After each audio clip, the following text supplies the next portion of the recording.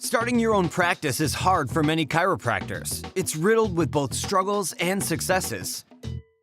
But here at the Chiropractic Philanthropist, we make it easy by having chiropreneurs and entrepreneurs share their struggles and lessons learned in life and business so that you don't have to make the same mistakes. And now here's your host, Dr. Ed Osborne.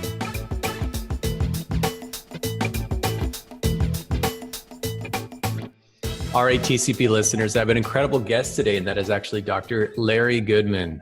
Dr. Larry, how are you doing today? I'm doing great. I'm excited. I mean, you and I have connected through social media. I've been following you on social media, I think probably for about 2 years. It's been a long time. And finally, here we are on the Chiropractic Philanthropist podcast, where I know you're going to drop a ton of value for listeners today, especially how you're helping doctors get to the next level, both in their life and business.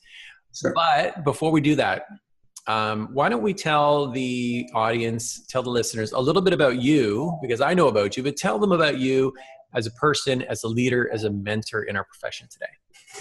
Well, I started my development the traditional way, meaning I was an education hound.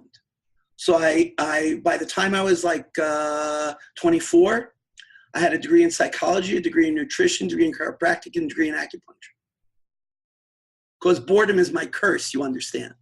And I started in practice. I joined an existing practice, and we were really at the cutting edge of what they called, I'll show you how many years I've been at this thing. The big debate at the time was, are you going to spell holistic with a W or an H? So the name of the practice was the Chiropractic Center for Holistic Care. And we were doing whole person health care when it was like unheard of. And needless to say, well, I'll say we were successful beyond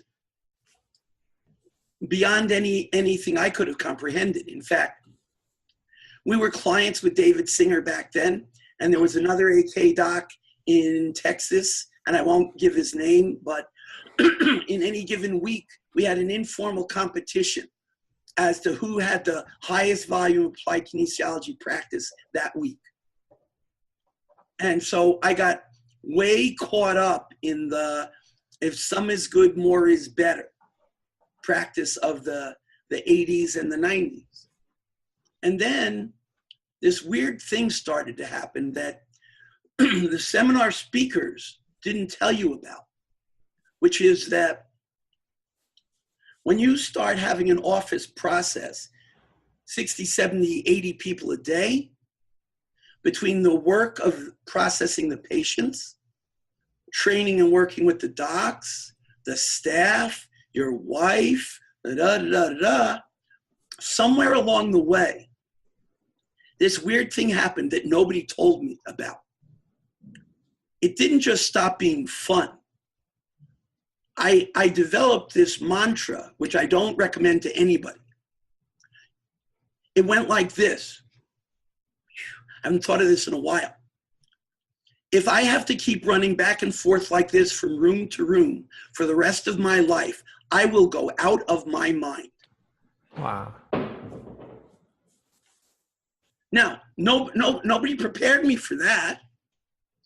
And then nobody prepared me for the power of the mind, which was, I'll sum it up this way by saying, I manifested that. Around the year of Hurricane Andrew, in a 90-day period, I got sued for malpractice.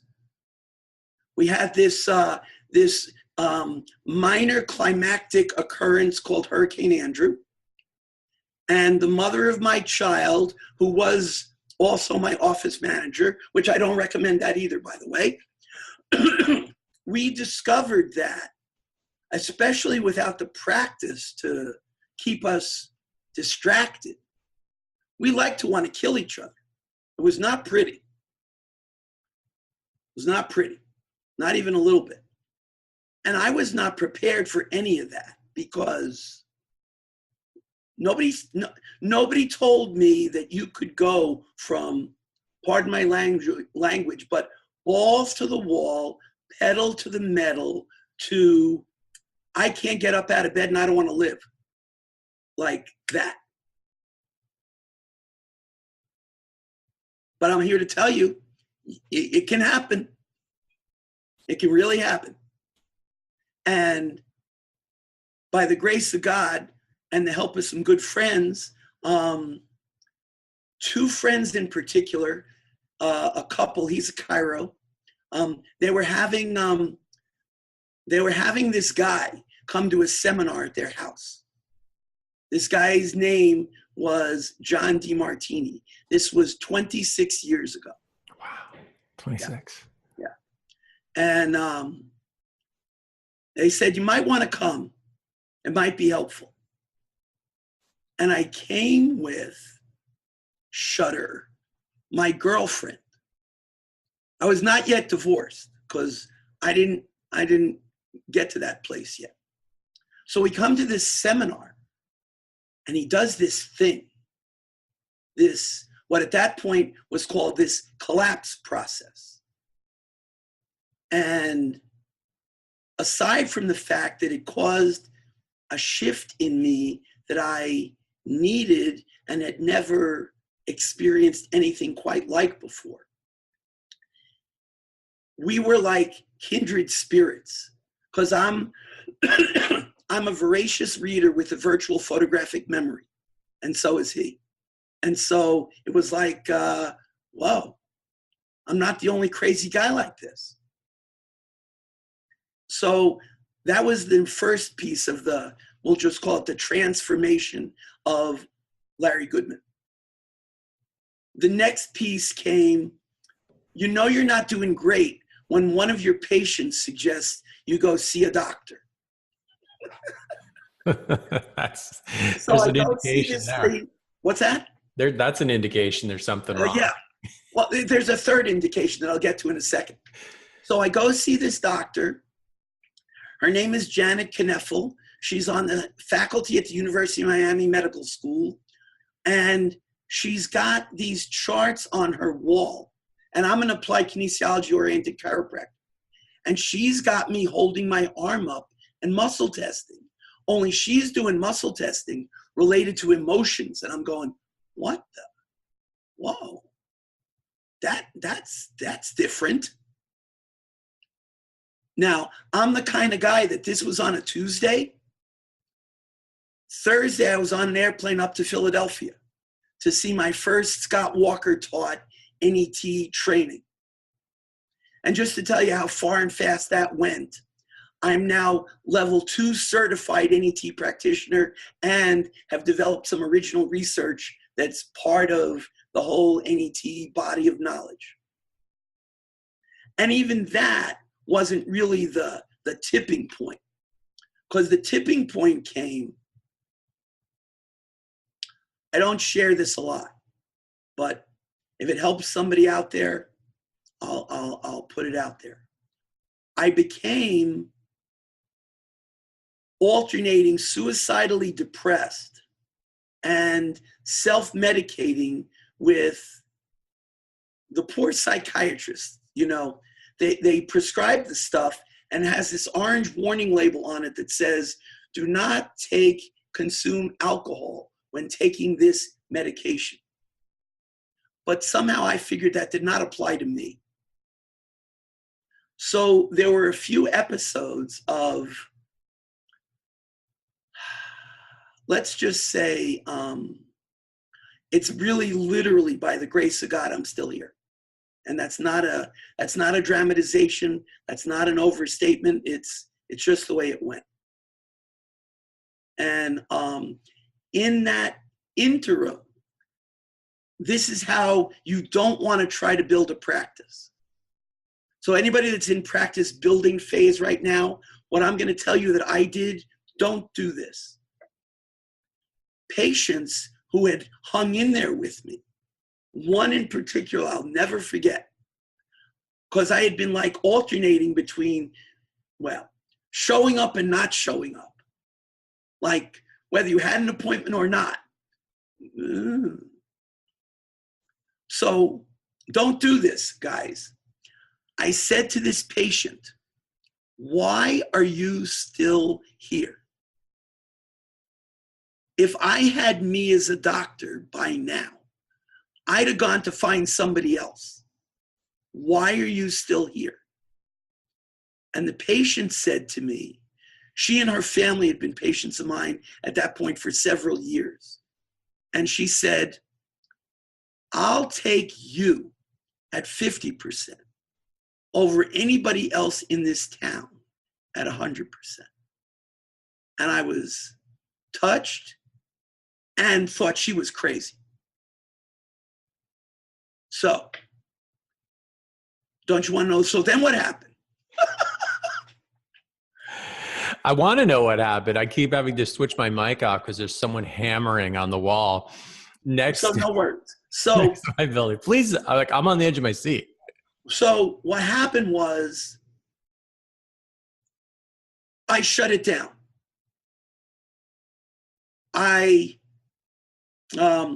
It was suggested that I go to this, the Harvard of Drug and Alcohol Treatment Centers in Atlanta, Georgia. And so they dismantled my office and put stuff in the warehouse for safekeeping. And I went away from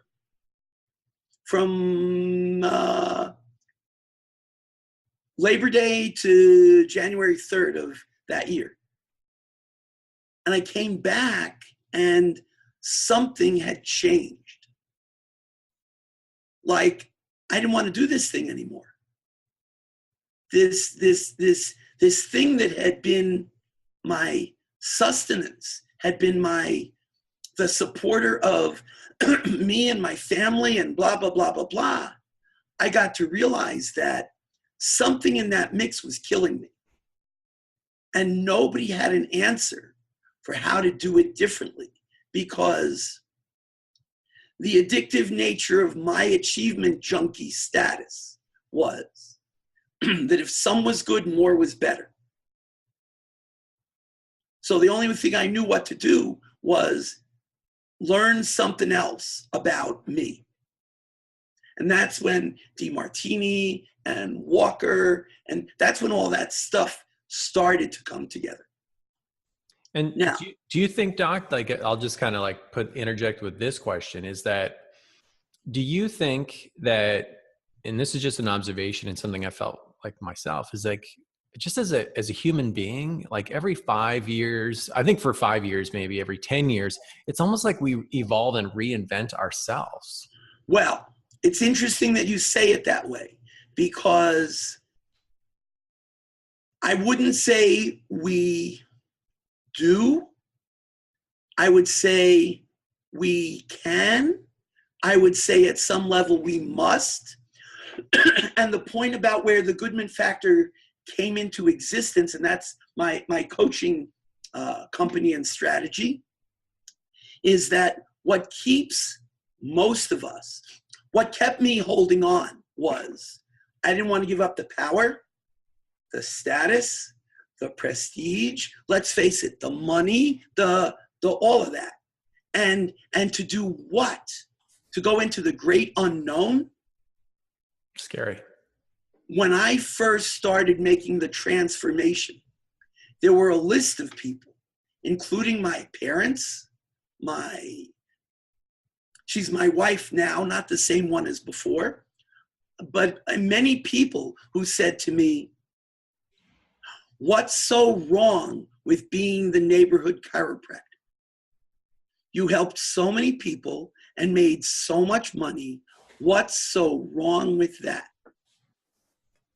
And unless you've been to that place, you can't know what the answer is. I could only say, I'm over it. And that's an admittedly audacious, bordering on insane statement to make. I'm over it. In fact, my mom, when I was out visiting, we recollected about this. She, being a good mom, tried to like reason with me. And she said, my dad was a solo practitioner dentist. So she said, do you think every day he went to that office that he wanted to go there and keep being the dentist? She said, that's just what you do. You just because you don't want to do something anymore, that doesn't mean you don't have to. And I said, well, I'm done. I'm done. I got to tell you, I mean,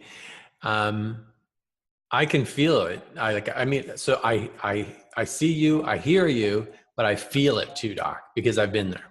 And I can say that because I've been there too. I know. But here's the thing too, is like, and so we're in this, I know we're in the discussion of the philanthropist right now to help docs in their practice, their business, their life right now. But even inside the Laptop Lifestyle Mentor Crew, the group that we have for I mean, we're all like-minded. That's the story we feel. It's like, look. And that's what spoke to me. Yeah. Because we've only connected like this not really very long ago. Yeah. And I had no idea you were following me. And I was busy, charting this course, Yeah. And so I'm sorry, go ahead, say what you're going to say. Well, I'll just kind of say too, is like the part of the reason why I follow you is because you're real. Like you're transparent, you're real. You're like, there's nothing, there's no facade, there's no camouflage about you. So you're an interesting guy, but also I mean, part of this too is that I see that you support and you help a lot of other people, and not just, and that includes, but specifically more towards like docs, like chiropractors. So why don't you tell us a little bit about that? Like, I mean, you have the Goodman factor that's coming out. I know you've worked intimately. It's out. Well, I should say the site is out. But you've worked intimately also with Dr. DeMartini, and I know that you're helping. Yeah. So I've worked with John. I've done some work with Dr. Mark Sana and Breakthrough Coaching. And then I've had my own, I would affectionately say, I've been below the radar for a long time. That the only, here's how not to build a business. Client comes in to see me and I say to them, you must be in the right place. And they go, huh? Well, listen. And guys, if you're listening, just take this in. I have no website. I have an unlisted phone number. There is no sign on the door and there's no advertising. So if somehow you found your way into my space here, you must be supposed to be here. Don't use that script, by the way. I love it. I love it, though. And the point was, somehow people still found me. And the ones who found me, you know what they say, necessity is a mother? Mm-hmm. And it was Jim Parker first who talked about this teleology and the telos and the science of being naturally right, and that you're a broad, and John says it so elegantly that you are a broadcasting and receiving instrument, and to the extent to which your signal and message are clear, that is the extent to which it is being received. And so literally just on that energy is what has built my coaching and seminaring business to this point. In fact, it's a little bit of I don't know if it's a joke or not, but I started to work with some people to design the funnel and the landing page and all that stuff, and it's ready to go. Okay, so if you go check it out, you'll see it's there. And however, so just, and for listeners right now, I mean, there's a couple ways they can connect with you. Yeah. So number one is thegoodmanfactor.com. Yep. Sorry about the hammering. You go to and Facebook. Yep. Follow Dr. Larry Goodman. He's very easy to find on Facebook. And you can private message him and actually open a dialogue. Sure can. You hear the hammering? Yeah. It's crazy. It's awesome. Timing is everything. Awesome for a podcast studio, because they're perfectly silent until I start a podcast. I think they're messing with me. So here's the other thing. Everyone listening as well, you can actually head to the chiropracticphilanthropist.com. We'll have a webpage dedicated to our discussion with Dr. Larry Goodman today. And you'll find all the links and resources there. If you're on your mobile, like 60% of the people who are out there listening right now, open up the detailed notes inside of your mobile right now on this podcast, and you'll find the links right there, and you can connect with him right from your mobile phone. So with that said, I want to ask you a question, and the question is really, this is like a specific question. Sure. I'm really intrigued by the Goodman factor. So I'm your ideal client, or if I'm your ideal client, I want to learn more about you. I'm connecting with you. What is the ultimate outcome that I receive by working through this Goodman factors, through this? I am certain that there is in every one of us an inner good man, or will be politically correct and say, or good woman. And he or she just wants to come out and play.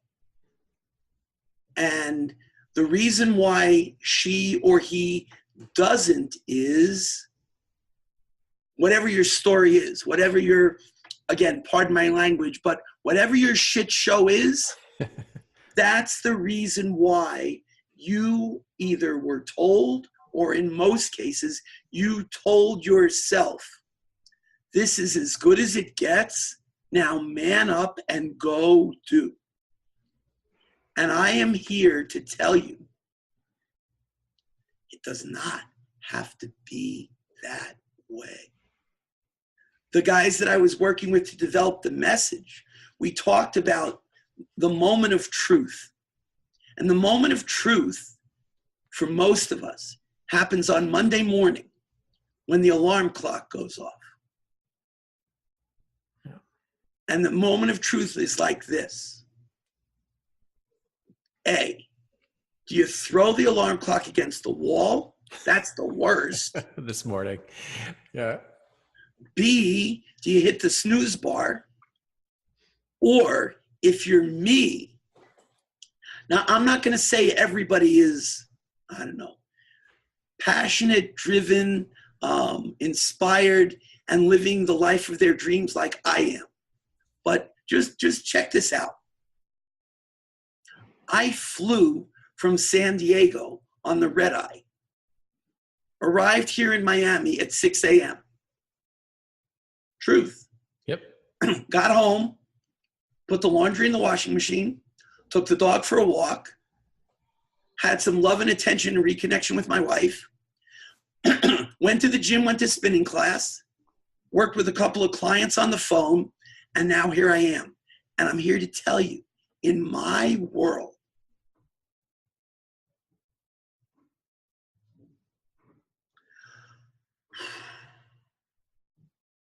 this is as good as it gets. Yeah. Yeah, because you don't have to be on this call right now. You could be napping. Dude. And everyone would understand. I get it. When I started, we'll just say, increasing the fair exchange for what it is I do. Mm. The real reason I did it was to get a level of commitment from the folk, to get them to really have real skin in the game. Because some of the stuff that keeps people stuck, like over a lifetime, is stuff that for most people, they tell themselves they would really rather not go near. And unless you've got major skin in the game and you're experiencing major pain, it's the tendency of all of us to just go, it's not that bad. Yeah, I can live with it. Nah, my favorite acronym for denial is when you don't even notice I am lying to myself. Because that's what we do. Yeah. This too shall pass. It's not that bad. There's nothing I can do about it anyway. You don't understand. I got a wife and some kids and a mortgage and what am I going to do? Been there, done that. The symbol for the Goodman factor, that if you become part of the gang, you'll get this really cool pair of dark sunglasses that say Goodman factor on both sides. And the reason why they're dark glasses is when you see the world through Goodman lenses, your future gets so bright that you need shades. So that instead, Love that. Yeah, thank you. Me too. So instead of, dude, I don't set an alarm. I don't set an alarm. I'm up. I've got rituals and things that, again, it's part of what we teach people how to do in the Goodman factor. But the point of it is, I got a reason that's bigger than me. I said to the guys as we were crafting the signature event for the Goodman factor, it's called Your Goodest Life. Your Goodest Life. And it's done, that word occurred deliberately because follow the linguistic derivation. In English, traditionally, we say good, better, best. And my question is, why? Who said that? Who set that up that way? Wouldn't you think, really, what's more good? Gooder. And what's the most good? The goodest. It's got to be the goodest. Absolutely. So when we came to that epiphany, I get goosebumps even now about it, because it felt like, and I said this to the guys as we were brainstorming it, I said, it feels like I birthed a baby. Like, this is what I've been put here on planet Earth to do. And the amazing part is, other than my hairline and the color of my hair, I'm 63 years young. I turned 63 on June 21st. And I swear to you, I'm having the best time, the goodest time of my life. I love it. And that's what we should all have. Yeah. I mean, and that's what I am here to offer people. Beautiful. Just that. So here's what I'd like to do. Everyone knows this is coming. I talked to you about this before we got on like recording this call too.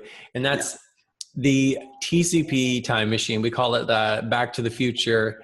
So Doc, here's what we're going to do.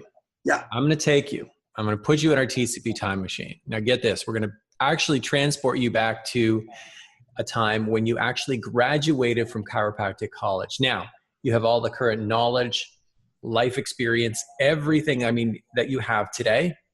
You go back and you meet that younger self. What would you say to that younger self? Buckle up and get ready for the ride of your life. We were discussing like what was a message or a mantra or a something to offer people.